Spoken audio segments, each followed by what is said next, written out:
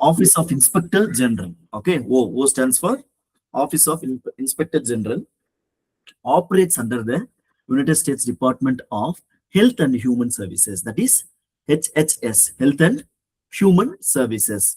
What is its primary function? Remember, strongly you should remember what is its primary function. Very small topic only. It is going to be a memorized topic for you. Okay. So the primary function, prevent fraud, waste and abuse. What does OIG do? They prevent fraud, waste and abuse. Then conduct audits and investigation. Who conducts audit and investigation? OIG or ORS or HHS or HIPAA? OIG. Okay, remember, OIG is going to conduct the audit and investigation. Don't confuse like, okay, HHS is there. HIPAA, ORC and OIG and HSS. If you see, HIPAA is not related here because they're not conducting any audit. And ORS, they are not conducting any audit. And HHS and OIG are closely related, but OIG is reporting to the HHS, so that I cannot consider that as HHS. The directly it is considered by the OIG. So 50% of the answer is incorrect. 50% of the answer is related. In that precise answer is OIG. So that is what you have to take it in the exam. How I can avoid the incorrect answer. So here, impose civil monetary penalties. So who provides the civil monetary penalties? OIG. Very important. Any one thing definitely you'll get. If you don't get, you can ask me why we did not get. Okay. Out of this 3 points, any one question you'll get it for the OIG. Remember that. Okay. Exclude provider from the federal program. What it will make sure? It will ensures that excluding the provider from the federal programs such as Medicare and Medicaid. Which of the entity is responsible for? Which of the entity is responsible for excluding provider from the Medicare and Medicaid? Which of the entity is responsible for, or which of the department is responsible for, or which of the organization is responsible for excluding the provider from the federal program? OIG. Okay, so you may get the questions like this. Okay, so the primary function, prevent the fraud, waste and abuse, conduct audit and investigations, impose civil monetary penalties, exclude the providers from the federal program. Okay, this is the main and primary function for the OIG. This is what very important. Rest all our additional information.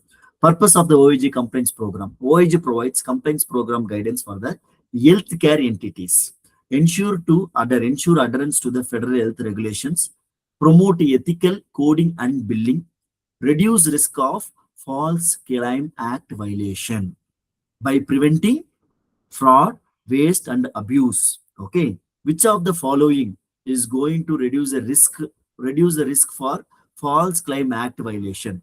OIG. You get the questions like that. Okay, or fraud, waste, abuse are coming under the False Act violation, which can be reduced with the help of OIG. Okay, so the questions will be like that. That is what I'm trying to create the questions. Okay, so OIG, which reduce the risk of the False Claims Act violation, detect and correct the improper billing. Detect and correct the improper billing via auditing and investigation. By doing the audit and investigation, OIG will make sure the improper billings are removed. Then compliance programs are strongly recommended and expected for the entities participating in the federal health program. Compliance program are strongly recommended and expected for the entities participating in the federal health program. Who are going to fall under the health insurance of USA, they should strongly follow the compliance program. And this compliance program is completely run through whom? OIG. The OIG is under whom control? It is under control of HHC. The OIG will not support for Medicare and Medicaid. It will ensure it will stop and prevent the fraud, wasting and abuse. They will ensure there is a proper auditing and investigation is happening. If you do anything incorrectly, you will be encountering the civil monitoring penalties. So, okay, these all are what OIG mainly doing. Then 7 essential elements and effective compliance program. So what are the elements affecting the compliance program? OIG compliance program. Written policy and procedure. Written policy and procedure, conduct a code of conduct, compliance standards, building and coding policies. Okay, so written policies and procedures. Okay, this is something where what they're trying to tell is like, so these elements which are not making me to follow or run the process or run the show properly. So first thing is like some policies already written, There I need to make some changes. Means yes, according to the documentation, according to the thing, I need to make some changes. Always I cannot stick to the policy, whatever the written policy, because every year, every month it may get changed. I need to adapt to those policies. Yes, that will affect the complaints program. Then designation of the complaints officer and committee. Yes, that is very, very important. So when the process is given outside, which is not inside your country, in that scenario, somebody need to be monitoring that. So nobody is ready to monitor them directly and lively. So somehow I will be doing through the online, or somehow I will be doing through the different approach. In that scenario, that will be difficult. That will affect my compliance. Okay, so that I will not be able to do my complaints on regular basis, on the timely basis. Okay, then effective training and education. Yes, that is very, very important. When you don't provide appropriate training for your employees during the appropriate timing, or something, you maintain some track or some complaints track or some training track, a bi-weekly, weekly track, something like that, definitely it is going to affect the compliance. Okay, that is, we need to ensure that effective communication is, that is one more important thing. Okay, so open door policy, one of the new term you may come up with. Open door policy means whichever need to be communicated, that need to be communicated openly to the people.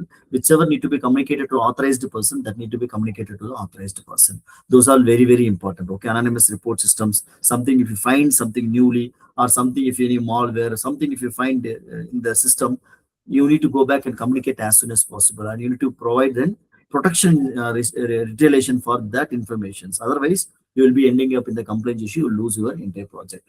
Internal monitoring and auditing, yes, routine checkups. Okay, monthly basis checkup we need to provide. We have to follow this desktop policy, table clean policy. This kind of things we have to do, so that we need a person, authenticated person, who monitors the internal audit and whatever the complaints related issues are coming up. Then enforcement of the standards, yes, we need to be very strict, no compromisation. We cannot think like he's manager, he is a coder, he is employee. No, somebody is violating, throw him out or penalize him. That is what civil monetary penalization we have to do as soon as possible, and report to the certain authorities. Then response and correction action, investigate. Okay, investigate detected issues, repay the overpayments, implement a system improvements. So we need to, if any issues happening, we need to provide a proper investigation, and if there is any overpayment, we have to repay it. We cannot think like, aha, I got enough money, so that I don't want to go back. You cannot think like that. Then implement system improvements. So we need to implement what are the necessary things we need to be performed, that can help for the development of the compliance program. Okay, these are the 7 essential elements which are affecting the compliance program, which is also called OIG, Office of, what is that? Office of Inspector General. Okay, don't forget Inspector General, IG. Our IG, you remember, our IG is there. No, what is the abbreviation for IG? SMA means sub inspector. IG means, yeah, Inspector General. EIG, Deputy Inspector General. Like that, OIG, Office Inspector General. Why I keep on stressing means, I told my students many times, again they forget and missing out these questions. Especially I see during the practice and mock exams, they're missing out these questions.